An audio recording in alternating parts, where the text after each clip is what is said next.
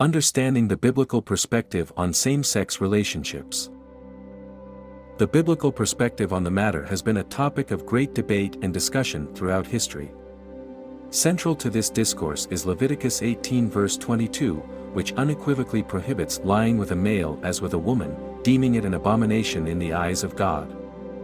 This verse, among others in the Bible, has influenced religious teachings, cultural attitudes, and societal norms regarding homosexuality.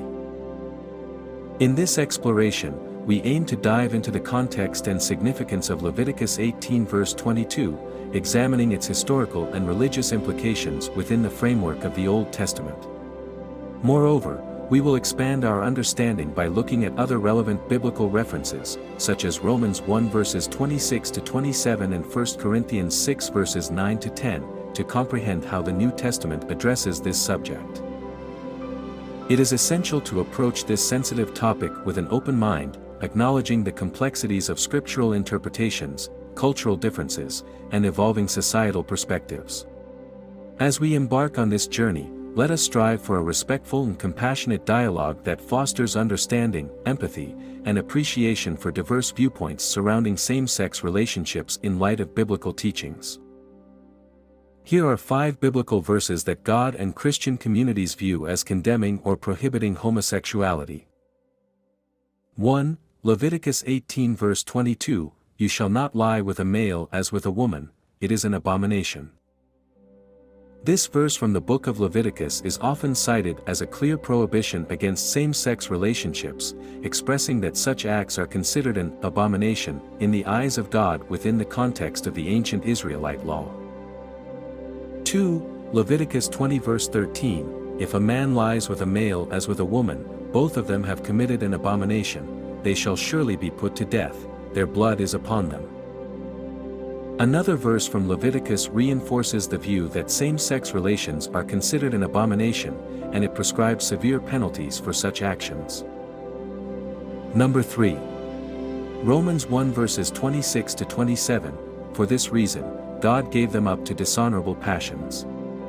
For their women exchanged natural relations for those that are contrary to nature, and the men likewise gave up natural relations with women and were consumed with passion for one another, men committing shameless acts with men."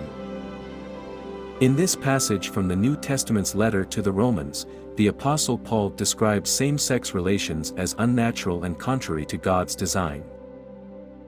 For 1 Corinthians 6 verses 9 to 10, "Or do you not know that the unrighteous will not inherit the kingdom of God? Do not be deceived, neither the sexually immoral, nor idolaters, nor adulterers, nor men who practice homosexuality." This verse in 1 Corinthians lists those who will not inherit the kingdom of God, including those who practice homosexuality, using the Greek term arsenokoitai, which is subject to various interpretations. Number 5. 1 Timothy 1 verses 9 to 10, "Understanding this, that the law is not laid down for the just but for the lawless and disobedient, for the ungodly and sinners, for the unholy and profane, for those who strike their fathers and mothers, for murderers, the sexually immoral, men who practice homosexuality, enslavers, liars, perjurers, and whatever else is contrary to sound doctrine." In this passage, homosexuality is listed among various other sins, as described by the Apostle Paul in his letter to Timothy. Engaging in respectful and informed dialogue allows for a deeper understanding of the complexities surrounding this sensitive topic in the Bible. Let me ask this question: why did God destroy Sodom and Gomorrah?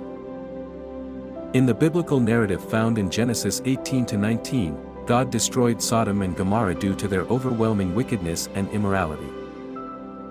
The message begins with God revealing to Abraham that he plans to investigate the outcry against Sodom and Gomorrah due to their grave sins. God decides to see if the cities are as wicked as the outcry suggests. Genesis 18 verses 20 to 21 says, "Then the Lord said, The outcry against Sodom and Gomorrah is so great and their sin so grievous that I will go down and see if what they have done is as bad as the outcry that has reached me." Subsequently, 2 angels visit Sodom, and Lot, Abraham's nephew, invites them into his home to protect them from harm. However, the men of the city surround Lot's house, demanding that the angels be brought out to them for sexual purposes. This is mentioned in Genesis 19 verses 4 to 5. Genesis 19 verse 5 says, "They called to Lot, 'Where are the men who came to you tonight? Bring them out to us so that we can have sex with them.'" This attempted assault on the angelic visitors, representing gross inhospitality and extreme sexual immorality, further highlights the wickedness of the city's inhabitants. The text emphasizes the sinful nature of the people in Sodom and Gomorrah, including their lack of hospitality and disregard for moral values. This led to God's decision to destroy the cities as an act of divine judgment. Genesis 19 verses 24 to 25 describes the destruction, stating, "Then the Lord rained down burning sulfur on Sodom and Gomorrah, from the Lord out of the heavens. Thus he overthrew those cities and the entire plain, destroying all those living in the cities, and also the vegetation in the land." One significant lesson from the story is the importance of hospitality and kindness toward strangers. The Bible emphasizes the virtue of hospitality, highlighting how welcoming and caring for others, especially those in need, are essential aspects of a righteous life. The contrast between Lot's welcoming attitude towards the angelic visitors and the city's overall inhospitality underscores the significance of compassion and generosity. Moreover, the narrative also serves as a reminder of the moral responsibility of societies and individuals. It highlights the destructive outcomes that can arise from widespread corruption and moral decay. The account of Sodom and Gomorrah serves as a cautionary example of the consequences of a society straying from the path of righteousness. Up till date, the story of Sodom and Gomorrah has also been associated with God's judgment and justice. The message portrays God as a just and righteous deity who punishes evil and rewards righteousness. It reinforces the idea that God's justice is not to be taken lightly and encourages people to strive for righteous living. Despite these interpretations, it is crucial to approach the story of Sodom and Gomorrah with sensitivity and discernment. Different religious traditions may offer varying perspectives on the narrative, and contemporary interpretations often seek to reconcile the story's ancient context with modern values of compassion, inclusion, and understanding. As with other biblical passages, the story of Sodom and Gomorrah invites ongoing exploration and dialogue. It offers an opportunity for reflection on moral values, the consequences of human actions, and the importance of showing compassion and kindness to others in a complex and diverse world. Through thoughtful engagement and respectful discussion, individuals and communities can gain deeper insights into the rich tapestry of religious teachings and the lessons they convey. If God likes homosexuality, then why did he create man and woman? Genesis 19 recounts the story of the destruction of Sodom and Gomorrah, which is often cited in discussions related to same-sex relationships. The events in this chapter have been interpreted in various ways to address the issue. Genesis 19 verses 1 to 11 narrates the account of the angels visiting Lot, Abraham's nephew, who lives in Sodom. The men of Sodom surround Lot's house, demanding to have sexual relations with the two angelic visitors. Lot, seeking to protect his guests, offers his daughters instead, but the men persist in their aggressive behavior. This passage is sometimes referenced to highlight the wickedness and inhospitality of the inhabitants of Sodom and their disregard for the sacredness of hospitality.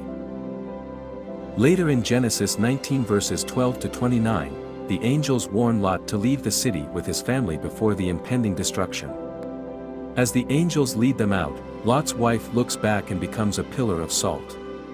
The destruction of Sodom and Gomorrah is described in verses 24 to 29, where fire and brimstone rain down upon the cities, reducing them to ruins due to their wickedness. The interpretation of the events in Genesis 19 has been subject to different viewpoints. Some have used this story as a cautionary tale against immoral behavior and interpreted the destruction of Sodom and Gomorrah as a divine punishment for their sins, including their perceived sexual immorality. Others argue that the primary sin of Sodom and Gomorrah was inhospitality and lack of compassion toward strangers, as evidenced by the incident at Lot's house. This interpretation focuses on the importance of showing kindness and hospitality to all, regardless of their backgrounds, rather than solely focusing on issues related to same-sex relationships.